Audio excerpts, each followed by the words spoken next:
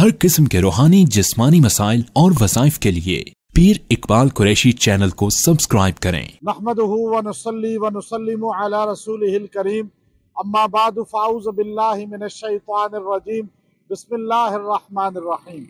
मैं इस वक्त अज़रबैजान के कैपिटल बाकू के अंदर मौजूद हूँ और यहाँ आप देख सकते हैं कि ये शहर कितना खूबसूरत शहर है, हिस्टोरिकल शहर है ये।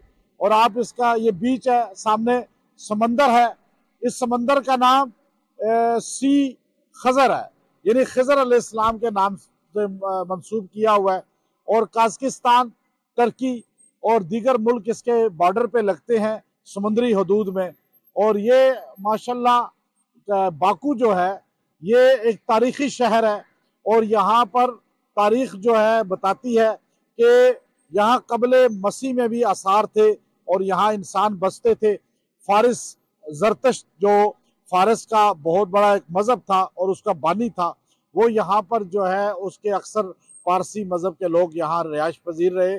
फिर यहाँ पर फ़ारसी मज़हब रहा, फिर इस्लाम यहाँ पर आया और इस्लाम ने यहाँ के कल्चर को चेंज किया। अब यहाँ पे 95% लोग मुसलमान हैं और यहाँ पर लोगों के अंदर बड़ा एक अच्छा डिसिप्लिन है। अभी ये आप किला देख सकते हैं, ये किला है यहाँ का और ये बहुत तारीख़ी किला है। और यहाँ बड़े बड़े टूरिज़म वाले आते हैं और यहाँ आकर जो है यहाँ की सियाहत करते हैं। और ये आप देखिए, साथ ही इन्होंने यहाँ पर लिख के इस चीज़ को एक लगाया भी। और साथ ही ये आप देखिए कि इसकी रोड आप देखें, ट्रैफिक जाम है लेकिन कोई शोर नहीं है, कोई हॉर्न नहीं है, कोई जो अपनी लाइन से आगे पीछे नहीं है। और ये जितनी बिल्डिंगें हैं बाकू में आपको हिस्टोरिकल लगेंगी और सारी सेम है। और इन्होंने ऐसा इसको डिज़ाइन किया हुआ है कि इंसान जब यहाँ गाड़ी में ट्रैवलिंग करता है या पैदल तो ड्रीम एक लगता है। ये सामने बीच है, समंदर है। आप अब यहाँ हमारा चूँकि ये होटल है जो ये सामने आपको नज़र आ रहा है, इसमें हमारी रिहाइश है।